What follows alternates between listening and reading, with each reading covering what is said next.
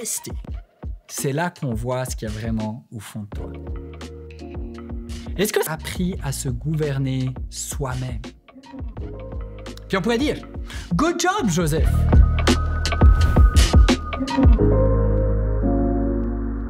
Salut la chapelle, bienvenue pour ce dimanche en ligne. J'espère que tu es bien installé puisqu'aujourd'hui j'ai le plaisir de continuer notre série sur Joseph. J'espère que tu tripes sur notre série sur Joseph. Et moi, je suis tellement inspiré de voir comment Dieu écrit son histoire extraordinaire avec des gens ordinaires, des gens pas parfaits. Je me dis que si Dieu peut écrire son histoire avec Joseph, Dieu peut écrire son histoire avec moi.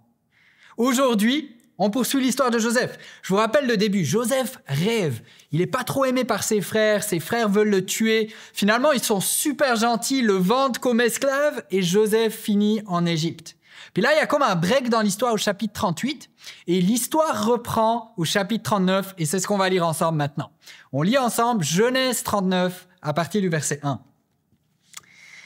Joseph, arrivé en Égypte, avait donc été acheté aux Ismaélites qu'il avait conduits là-bas par Potiphar, haut fonctionnaire du Pharaon, chef de la garde royale. L'Éternel fut avec Joseph, de sorte qu'il réussissait tout ce qu'il entreprenait. Il demeurait dans la maison de son maître égyptien. Celui-ci remarqua que l'Éternel était avec Joseph et faisait prospérer tout ce qu'il entreprenait. Ainsi, Joseph obtint la faveur de son maître qui l'attacha à son service personnel. Il l'établit comme intendant sur sa maison et lui confia la gérance de tous ses biens.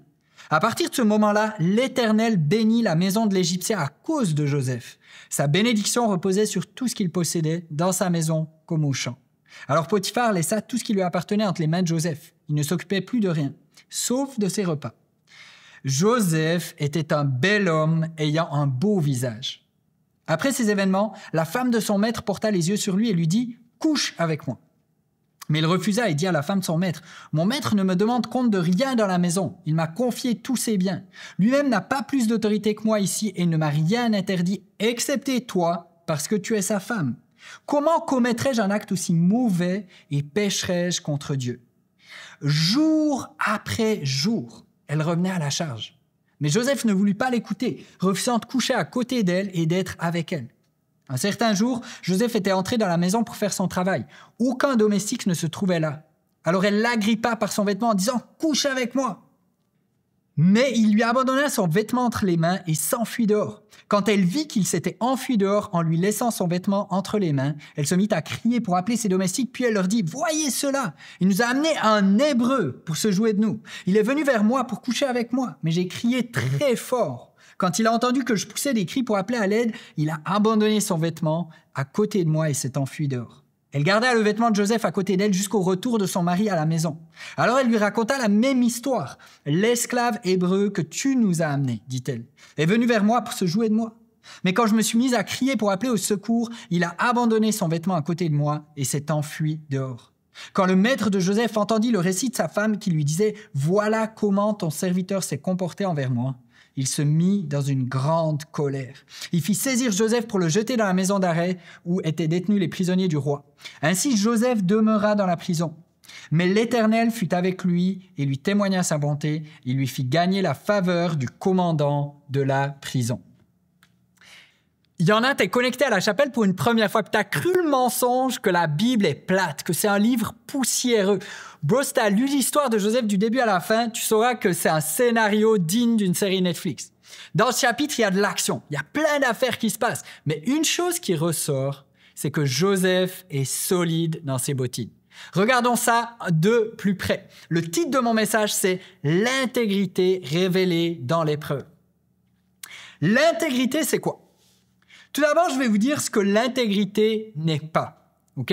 Dernièrement, on était à table, en famille, à la cuisine, puis mon fils appréhendait sa journée à l'école. Suzanne, ma femme, dit « On va prier pour toi ». Et ma fille dit « Moi, je ne vais pas prier pour toi ». Alors là, on dit « Mais tu sais, c'est pas super gentil de dire ça ». Puis ma fille sent que c'était pas bien, mais elle cherche désespérément un moyen de s'en sortir. Alors elle regarde tout autour d'elle et elle voit les images encadrées qu'on a affichées au mur de la cuisine. Puis elle dit « Mais il dit que vous n'allez pas prier pour le cadre !» Et la beauté de l'innocence des enfants, c'est qu'on sentait son cœur déchiré, un gros malaise, une grosse conviction de péché. Pourquoi? Parce que le mensonge est contraire à l'intégrité, puis tu vas être déchiré quand tu pratiques pas l'intégrité. Mais c'est quoi l'intégrité au juste? Alors, j'ai demandé au petit Larousse. Et le petit Larousse dit que l'intégrité, c'est la qualité de quelqu'un, de son comportement, d'une institution qui est intègre, honnête. Mais c'est aussi l'état de quelque chose qui a toutes ses parties, qui n'a subi aucune diminution, aucun retranchement. Donc, il y a vraiment comme une notion d'être entier, d'être complet, de ne pas être divisé, et aussi une notion d'honnêteté. Une autre définition que j'ai trouvée, c'est une définition qui dit la qualité d'être honnête et d'adhérer constamment à des principes moraux forts. L'intégrité est constamment valorisée dans la Bible. Je vous donne juste 2 exemples vite. Proverbe 11.3 va dire « L'intégrité guide les hommes droits, mais les tricheries des gens infidèles les mènent à la ruine. » Job 2.3 dit « Alors l'Éternel demanda à l'accusateur « As-tu remarqué mon serviteur Job? Il n'y a personne comme lui sur la terre. C'est un homme intègre et droit. Un homme qui craint Dieu et qui évite de faire le mal. Il persévère toujours dans son intégrité. » C'est pour rien que tu m'as incité à l'accabler. Donc, l'intégrité est valorisée dans la Bible. Mais il y a beaucoup d'auteurs chrétiens qui ont aussi valorisé et montré le caractère central de l'intégrité pour la vie d'un disciple de Jésus. Ronald Rolheiser va dire « La prière et l'intégrité privée sont l'une des exigences non négociables inhérentes à la vie de disciple chrétien. L'intégrité fait partie des bases de la vie chrétienne. L'intégrité est au centre de ce que ça signifie d'être chrétien. Maintenant, c'est facile d'être intègre quand tout va bien, quand il n'y a pas de défi. Mais quand tu es testé, c'est là qu'on voit ce qu'il y a vraiment au fond de toi. Est-ce que ça t'est déjà arrivé? Tu as des enfants à la maison. Comme tu as des enfants à la maison, tu as plein d'affaires qui traînent par terre, partout. Puis là, tu essayes de survivre, tu marches, tu essaies de marcher d'une affaire à l'autre. Puis là, tout d'un coup, paf, tu marches sur un tube de moutarde qui traîne par terre. Puis si tu marches sur un tube de moutarde, qu'est-ce qui se passe? C'est quoi qui sort? C'est de la moutarde. Ton tube de moutarde peut être de n'importe quelle couleur. Il peut avoir n'importe quel beau design. Il peut être peu importe le design du tube. Si tu marches sur un tube de moutarde, ce qui va sortir, c'est de la moutarde. Pareil pour toi, pareil pour moi. Si je vis de la pression, si je suis testé, ce qui va sortir, c'est ce qui est au fond de moi. Et dans Genèse 39, on voit un Joseph intègre. On dirait que l'ado un peu ambivalent de Genèse 37 est devenu mature. Avant, c'était le préféré de son père. Il était arrogant, rapporteur, orgueilleux. Et malgré ça, Dieu lui parlait. Il y avait comme une onction spéciale sur sa vie. Mais on dirait qu'à ce moment-là, il vivait plus son propre rêve que le rêve de Dieu. Et on dirait qu'après le puits, puis si tu n'as pas eu la chance de l'écouter, je t'encourage vraiment à écouter le message de pasteur David Potier de la semaine dernière. Après le puits, on retrouve un Joseph différent. Un Joseph qui semble solide, focalisé sur le rêve de Dieu, beaucoup plus que centré sur lui-même. Il est centré sur Dieu et pas sur lui. Le chapitre 39 commence avec le fait que l'Éternel était avec Joseph. 2 fois. Genèse 39, verset 2. L'Éternel fut avec Joseph, de sorte qu'il réussissait ce qu'il entreprenait. Verset 3. Celui-ci remarqua que l'Éternel était avec Joseph et faisait prospérer tout ce qu'il entreprenait. Et le chapitre termine avec la même mention, que l'Éternel était avec Joseph et qu'il réussissait. Verset 21a, « Mais l'Éternel fut avec lui et lui témoigna sa bonté. » La deuxième partie du verset 23, « Parce que l'Éternel était avec lui et faisait réussir ce qu'il entreprenait. » Question pour toi. Est-ce qu'il y a quelqu'un qui souhaite que l'Éternel soit avec lui et le fasse réussir dans tout ce qu'il entreprend? Même la vie doit être malade quand Dieu fait réussir tout ce que tu entreprends, right? Et un chapitre qui commence avec 2 fois « l'Éternel était avec lui » et qui termine avec 2 fois « l'Éternel était avec lui et faisait réussir tout ce qu'il entreprenait », ça doit être une histoire de fou. Le gars doit avoir une vie facile, right? Pourtant, le début du chapitre nous met le contexte. Genèse 39, verset 1. J'ai une traduction un peu plus littérale ici. On fit descendre Joseph en Égypte. Et Potiphar, officier des pharaons, chef des gardes égyptiens, l'acheta des Ismaélites qu'il y avait fait descendre. Donc littéralement, le texte dit 2 fois dans ce verset, on fit descendre Joseph en Égypte. Okay, en français, ça sonne un peu bizarre, mais il y a toute une connotation dans le texte original. Le chemin de Joseph descend géographiquement pour aller en Égypte. Mais il y a une connotation encore plus profonde, c'est qu'on dirait que la vie de Joseph, elle est sur une spirale descendante. Le gars vient d'être vendu comme un esclave. C'était le préféré de son père, il était dans sa famille, tout allait bien, puis là, il est vendu comme esclave. Sérieux, qui a déjà vécu ça? C'est hyper intense. Imagine une seconde. Comment tu te sens? Tu as été trahi. Tu as été vendu par tes propres frères. Puis là, tu es rendu esclave d'un peuple que tu ne connais pas. Et dans tout ça, ça nous dit que l'Éternel était avec Joseph dans tout ce qu'il entreprenait. Waouh! Mais ça ne s'arrête pas là. On dirait que la trajectoire de la vie de Joseph se rétablit. Il a de la chance. Il tombe sur un bon maître. Potiphar, c'est le chef de la garde de Pharaon. C'est un gars haut placé. Puis Joseph commence à gagner la confiance de ce gars-là. Il ne va pas travailler dans les champs comme les autres esclaves, mais il travaille dans la maison. Potiphar lui fait tellement confiance qu'il en fait son assistant. Et finalement, il lui confie l'ensemble de sa maison. Il est intendant de l'ensemble de sa maison. OK, là, on comprend mieux que l'Éternel était avec lui dans tout ce qu'il entreprenait. Mais l'histoire continue. Puis encore une fois, l'histoire tourne mal. La femme à Potiphar voit le beau Joseph, puis elle le veut dans son lit. Joseph résiste, il est exemplaire. Elle l'accuse faussement, cette injustice terrible l'amène en prison. Et c'est tellement chaud ce que Joseph vit. Puis l'histoire se termine avec « L'Éternel était avec Joseph dans tout ce qu'il entreprenait. » OK, à la fin du chapitre, tu as une bonne position dans la prison, mais on s'entend que tu es un esclave emprisonné en ce moment. Il y a pas mal mieux comme situation. Vous êtes d'accord avec moi? Mais pourtant, l'Éternel était avec lui et il réussissait dans tout ce qu'il entreprenait. Il y en a, tu as besoin d'entendre ce message. Même si tu ne comprends pas ce que tu vis, l'Éternel est avec toi. L'Éternel est avec toi malgré tes difficultés conjugales. L'Éternel est avec toi malgré les défis que tu vis avec tes enfants. L'Éternel est avec toi malgré ta situation financière. L'Éternel est avec toi malgré la maladie. L'Éternel est avec toi malgré le deuil. L'Éternel est avec toi, peu importe les circonstances que tu traverses en ce moment.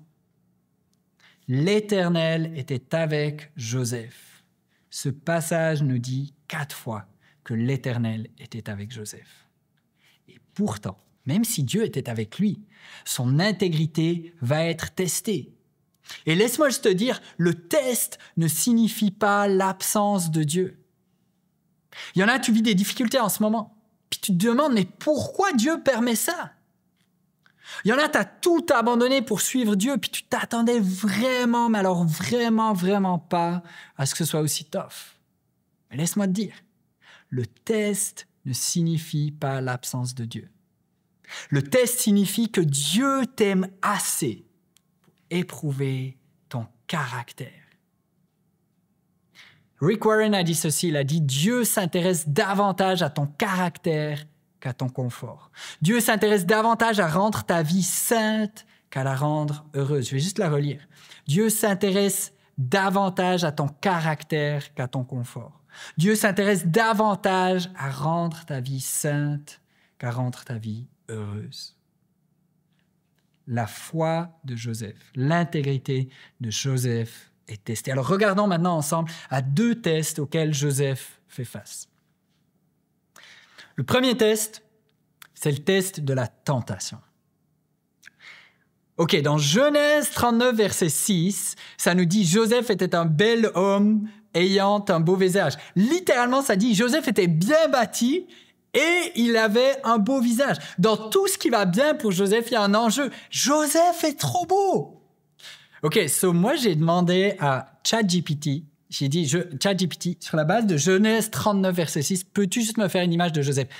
Voilà Joseph. Voilà à quoi ressemblait Joseph. Mais regardez-moi, encore juste par les cheveux, regarde-moi ses cheveux. Moi, j'ai pas de cheveux, le monde est injuste. Joseph est vraiment trop beau.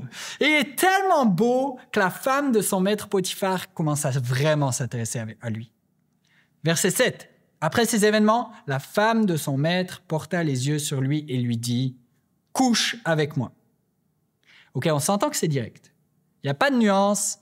Pas de suggestion, pas d'ambiguïté. Il n'y a pas de Tinder, pas de MP, pas de flirt. C'est juste « couche avec moi ».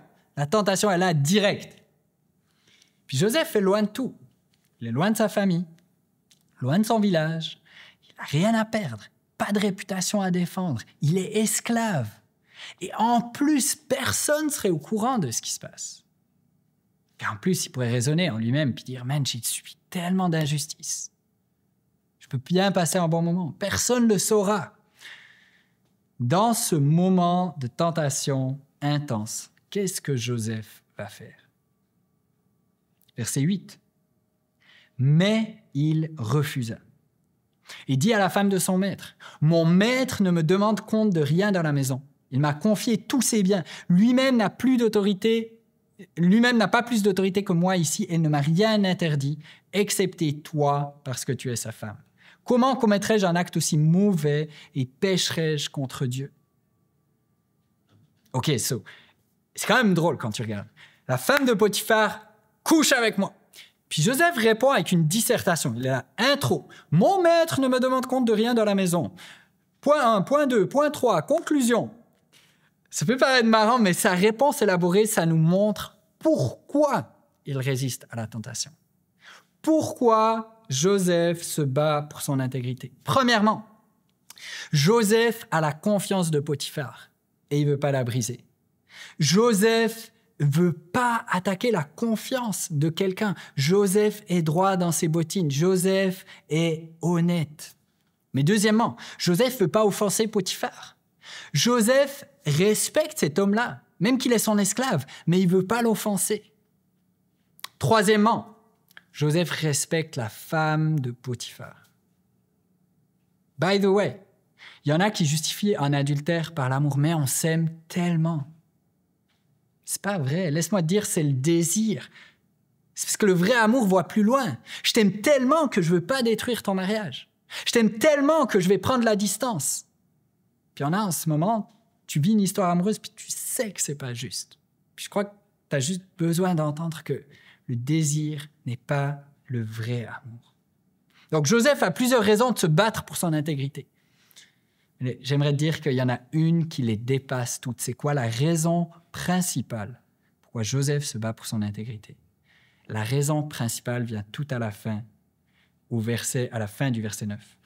Comment commettrais-je un acte aussi mauvais et pécherais-je contre Dieu? La raison qui a gardé Joseph dans son intégrité, son amour pour Dieu. Et il faut juste remettre les choses dans le contexte. L'histoire de Joseph se passe environ 400 ans avant l'histoire de Moïse. Fait que quand Joseph décide de ne pas coucher avec la femme de Potiphar, il n'y a pas encore la loi de Moïse. Il n'y a pas encore de tablette où c'est écrit « Tu ne commettras pas d'adultère ». La loi de Moïse est venue plusieurs siècles plus tard. Mais laisse-moi dire, la loi de Dieu était écrite dans le cœur de Joseph. Pourquoi Joseph a résisté à la tentation? Parce qu'il aimait Dieu plus que tout. Ou comme disait Rich Wilkerson, parce qu'il ne voulait pas échanger la joie éternelle contre une satisfaction à court terme. Je vais répéter ça. Joseph a résisté à la tentation parce qu'il ne voulait pas échanger la joie éternelle contre une satisfaction à court terme. Pourquoi Joseph a résisté à la tentation? Parce qu'il aimait Dieu plus que tout. Dans certaines traditions, notamment dans le bouddhisme ou dans d'autres traditions séculières, la maîtrise de soi passe avant tout par la volonté. Il faut comme refouler le désir à l'intérieur de soi. Mais Joseph ici ne regarde pas à l'intérieur pour réprimer son désir, pour elle, mais il regarde à l'extérieur pour renforcer son désir pour Dieu. Son argument ultime, c'est un péché contre Dieu. Joseph n'obtient pas la maîtrise de soi par la volonté, mais il l'obtient par la force du cœur. Pourquoi? Son cœur est totalement orienté vers Dieu. Et cette motivation, son amour pour Dieu est beaucoup plus forte que sa volonté. Au début de cette année, j'ai fait un jeûne de plusieurs jours. Puis on dirait que je n'avais pas l'habitude, puis j'ai trouvé ça quand même intense. Et quand la faim était vraiment, vraiment intense, je buvais beaucoup d'eau. Puis j'ai appris par la suite que la réalité, c'est que la faim, c'est juste un signal que ton corps te donne pour te dire « tu as l'habitude de manger ». Mais ton corps n'est pas en train de te dire « hey, en ce moment, tu as faim ». Ton corps est juste en train de te dire « tu as l'habitude de manger ». Donc souvent, le sentiment de faim, ce n'est pas que ton corps a besoin de nourriture, mais c'est plutôt que tu es juste déshydraté. Laisse-moi te dire, quand tu fais face à la tentation, il y a une voix qui va te dire que cette chose-là va te satisfaire. Mais la réalité, c'est que tu auras encore plus faim. Et si tu avais soif plutôt que d'avoir faim, si au lieu d'avoir faim de la chose que tu désires, tu avais soif de l'eau vive, si au lieu d'avoir faim de cette chose qui va te donner encore plus faim, tu avais soif de Jésus. Pourquoi Joseph se bat pour son intégrité? Parce qu'il aime Dieu plus que tout. Parce qu'il a soif de Dieu par-dessus tout. Il y a une question qu'on pourrait se poser parfois dans les tentations. Est-ce que j'ai le droit? Parce que c'est pas si grave finalement. C'est où la limite? Jusqu'où je peux aller? Et j'aimerais te poser une autre question. Est-ce que j'aime Dieu plus que tout? Maintenant, comment Joseph se bat pour son intégrité? Premièrement, la tentation dans la vie de Joseph n'est pas une expérience unique. Elle lui parla tous les jours. Imagine, tous les jours, il est confronté à sa tentation. La tentation n'est pas une expérience occasionnelle pour le croyant. Il y en a, t'as cru que c'était un truc bizarre d'être tenté tout le temps. Mais la réalité, c'est que quand tu vis pour Jésus, tu vas être tenté. Mais comment Joseph y fait face? Il est radical. Non seulement Joseph ne couche pas avec elle, mais il refuse d'être avec elle. Quand les circonstances font que la tentation devient encore plus intense, quand elle l'attrape par le manteau, Joseph prend la fuite. Et parfois, il faut que tu prennes la fuite. Parfois, il faut que tu sois radical. Puis il y en a que tu sais qu'il y a des situations que tu dois éviter. Tu es fatigué, tu luttes avec des pensées de ne pas être à la hauteur, c'est tough au niveau de ton identité. Ce n'est pas le moment de surfer sur Internet de façon random. Parce que tu sais que ça pourrait t'emmener à un endroit où tu ne peux pas aller. Il y en a, tu luttes avec l'alcoolisme. Puis tu sais que en ce moment, le combat, c'est que tu dois mettre une autre adresse sur ton GPS. Rentre chez toi par un autre chemin, ne passe pas devant le bar. Puis c'est pas au moment où tu vas être assis au bar avec tes amis puis que tu as bu un premier verre que tu pourras dire stop pour un deuxième. Il y en a, c'est la colère. Tu es engagé dans une chicane, tu sens la tension qui monte. Puis là, tu sais qu'il faut que tu prennes une pause dans la discussion. Parfois, il faut fuir. Parfois, il faut éviter la tentation. R.T. Kendall a dit « La force ne réside pas simplement dans la capacité à résister à la tentation. La véritable force consiste à refuser de se rendre là où l'on sait que la tentation sera. » La véritable force, c'est de ne pas se rendre là où on sait que la tentation sera. Et ma femme et moi, ça fait 10 ans qu'on est mariés, 12 ans qu'on est ensemble, fait qu'on commence à connaître un peu nos points faibles. Puis elle connaît bien mes points faibles, mes nombreux points faibles. Il y en a un, c'est que des fois, j'entre dans la cuisine, je suis fatigué, puis je mange juste ce que je trouve.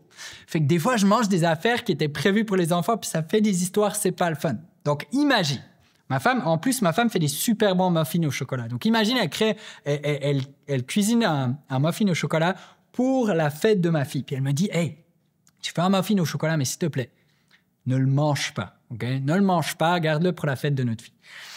Maintenant, Et moi, je pourrais me dire, OK, mais elle m'a dit que j'avais pas le droit de le manger, mais j'ai le droit d'être dans la cuisine, ça va, c'est correct. Puis là, je suis dans la cuisine, puis je me dis, man, j'ai quand même le droit de le regarder. J'ai pas le droit de le manger, mais j'ai le droit de le regarder. Fait que j'ouvre la porte du frigo, puis je regarde le muffin au chocolat, puis il a l'air tellement bon. Puis j'ai le droit de le regarder. J'ai le droit de me réjouir de pouvoir le manger demain, mais tu sais, il a l'air tellement bon. Il a l'air tellement bon. Puis j'ai comme le droit de le sortir du frigo. Tu sais, j'ai le droit de le mettre sur la table juste pour mieux le regarder. Puis j'ai le droit de lui faire une petite caresse. Puis j'ai le droit de lui faire une petite léchouille.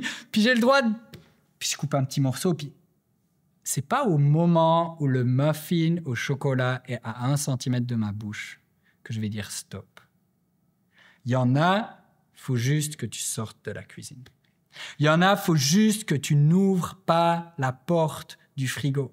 C'est pas au moment de passer à l'acte que tu vas résister à la tentation. Puis il y en a, tu sais de quoi je parle.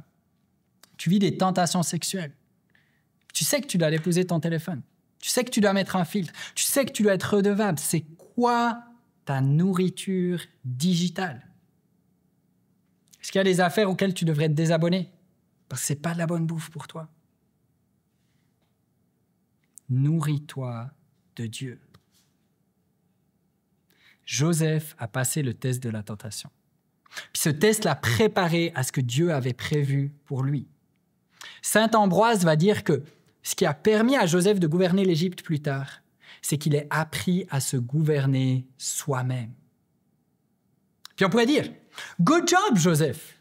Là, man, tu vas entrer dans le repos, dans la bénédiction éternelle. T'as réussi. » C'est quoi qui se passe? Il y a un deuxième test qui vient juste derrière. Puis le deuxième test, c'est le test de l'injustice. Joseph fait ce qu'il faut. Il fait le bon choix. Il est intègre. C'est quoi la suite de l'histoire? Joseph y est accusé à tort. Il est diffamé. La madame, elle raconte 2 fois une histoire différente. Une fois aux esclaves, elle raconte une version, elle raconte une autre version à son mari. Il subit la xénophobie, elle dit l'hébreu, voire même du racisme. C'est un esclave hébreu que tu nous as amené. Puis finalement, comble de toute injustice, il est jeté en prison. Et by the way, Potiphar semble savoir qu'il est innocent. Parce que ça dit, quand le maître de Joseph entendit le récit de sa femme qui lui disait « Voilà comment ton serviteur s'est comporté envers moi », il se mit dans une grande colère. Maintenant, ça ne dit pas contre qui il s'est mis en colère. Est-ce qu'il s'est mis en colère contre Joseph? Ou est-ce qu'il s'est mis en colère contre sa femme parce qu'il sait qu'elle raconte n'importe quoi? Pourquoi? Parce que dans la société égyptienne de l'époque, un citoyen qui commettait un viol était condamné à mort. Un citoyen. Imagine un esclave qui commet un vol. Joseph aurait dû être condamné à mort. La seule raison pourquoi il ne l'est pas, c'est que Joseph devait être convaincu de son innocence. Mais malgré ça, il finit quand même en prison. Quelle injustice! Joseph fait la bonne chose, mais ça l'amène au mauvais endroit. Qu'est-ce qui se passe quand tu fais le bon choix, mais que ça t'amène au mauvais endroit? À ta job. Tu as des collègues qui font des pratiques peut-être pas tout à fait illégales, mais en tout cas non éthiques. Puis ils obtiennent des promotions, puis toi, tu essaies d'être droit dans tes bottes, puis tu es toujours rendu au même endroit où tu n'as pas le goût d'être. Dans ta vie amoureuse. Tu veux suivre les principes de Dieu, mais tu as l'impression d'être le seul célibataire de ta gang. Dans ta vie spirituelle. Tu prends du temps avec Dieu, tu pratiques tes disciplines spirituelles. Tu as l'impression que tu vis une vie épreuve par-dessus épreuve. Qu'est-ce qui se passe quand tu fais le bon choix et que ça t'amène au mauvais endroit? Laisse-moi te proposer que quand tu vis le rêve de Dieu pour ta vie, tu vis pour quelque chose qui est tellement plus grand que toi. Tu es un citoyen du ciel. Tu vis pas pour les choses temporelles, mais tu vis pour les choses éternelles. Et quand tu as cette perspective-là, tu peux te voir comme une semence qui est mise en terre, puis qui va créer une récolte. Dieu va faire naître une récolte de ta vie. Puis peut-être que tu vas le voir dans ton temps sur cette terre, dans cette vie. Ou peut-être que tu vas le voir dans la prochaine vie. Mais laisse-moi te dire, Dieu va agir. Si tu vis pour le rêve de Dieu, il n'y a pas de mauvais endroit. Pierre va même plus loin. Quelle gloire y a-t-il en effet à endurer un châtiment pour avoir commis une faute? Mais si vous endurez la souffrance tout en ayant fait le bien, comme Joseph, c'est là un privilège devant Dieu. 1 Pierre 2, verset 1. Pierre va dire, c'est un privilège devant Dieu si tu subis une injustice pour Dieu. Donc même esclave, en prison, tu peux dire avec Joseph, Dieu était avec lui et faisait réussir tout ce qu'il entreprenait. Tu peux être en prison, mais l'Éternel est avec toi. Tu peux être rejeté, mais l'Éternel est avec toi. Tu peux avoir des soucis de santé, mais l'Éternel est avec toi. Tu peux avoir des soucis avec tes finances, mais l'Éternel est avec toi. La clé, c'est pas où tu te trouves. La clé, c'est avec qui tu es. Et peu importe où tu es, avec la faveur de Dieu sur ta vie, peu importe où tu es, avec la présence de Dieu dans ta vie, peu importe où tu es, si Dieu est avec toi, tu seras béni. Parce que celui qui est en toi est plus fort que celui qui est autour de toi. Puis si tu es d'accord avec moi, mets un émoticône dans les commentaires. Dieu est avec Joseph. Joseph passe le test de la tentation. Joseph passe le test de l'injustice. Et alors qu'on arrive à la fin de ce message, peut-être que c'est un message qui vient te chercher. Parce que alors que je parle, tu penses à toutes les fois où tu n'as pas passé le test. À toutes les fois où tu n'as pas vécu l'intégrité. Tu penses à ce qui t'est arrivé hier soir, puis tu as honte. Puis tu te dis, man, j'y arrive pas. Je suis pas capable. Laisse-moi te dire. Je crois que c'est une bonne chose que tu réalises ça. Pourquoi ? Parce que l'histoire de Joseph, c'est le reflet d'une histoire qui est beaucoup plus grande, beaucoup plus parfaite. Joseph est l'image de quelqu'un de beaucoup plus intègre que lui. C'est Jésus-Christ. Jésus n'a pas été vendu comme esclave, mais il a choisi de venir sur la terre. Il a choisi de quitter le pouvoir, la toute-puissance, la gloire, la perfection qu'il avait auprès de Dieu pour venir sur la terre dans une humanité qui l'a rejeté. Jésus a affronté la tentation. Il n'a pas fait face à la femme de Potiphar, il a fait face à Satan lui-même. Et il a résisté au diable à tous les jours pendant 40 jours. Jésus a subi l'injustice ultime à la croix. Il a été condamné alors qu'il était innocent. Si Potiphar a condamné un innocent à la prison, Ponce Pilate a condamné un innocent à mort. Jésus a subi le pire supplice, la pire honte. Il est mort à la croix pour porter tous tes péchés. Il est mort à la croix pour porter tous tes tests manqués. Il est mort à la croix pour porter tous tes fails. Il est mort à la croix pour te donner sa vie. Alors si tu réalises en ce moment, j'ai pas une intégrité inébranlable. J'ai fail tous ces tests. Laisse-moi te dire, Jésus a vécu une vie parfaite. Jésus a modelé une intégrité absolue. Jésus a montré une foi inébranlable pour que tu puisses avoir cette vie-là. La clé, c'est pas de culpabiliser à mort parce que t'es pas capable. La clé, c'est de ressembler de plus en plus à la vie parfaite de Jésus. Et pour ça, ça prend quoi?